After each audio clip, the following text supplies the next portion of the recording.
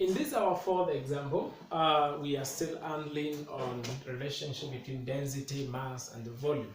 Now it says that the density of our glass is 2.5 grams per centimeter cube. A piece of this glass has a mass of 250 grams. Calculate the volume of the piece of glass. Now look at this. This is grams per centimeter cube. This is already grams, so we need no conversion. This is already concise. This is grams, this is grams. So we can now go direct to the formula and see how it comes out. Now we have, remember our relation. Up above here we have the mass, and then you have density and volume. So we usually say volume is, we are required here, equal, given a mass over volume. So what is the mass? It's 250 grams.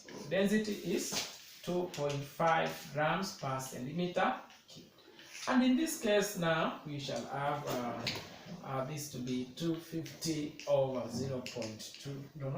2.5. And we shall get this to be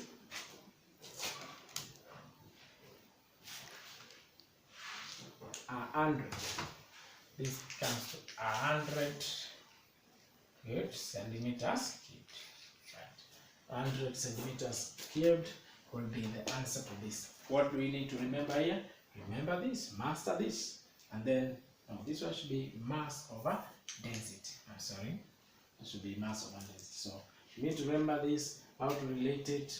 Just know that if this is grams per centimeter cube, that's all. Just divide them and you are right in your answer.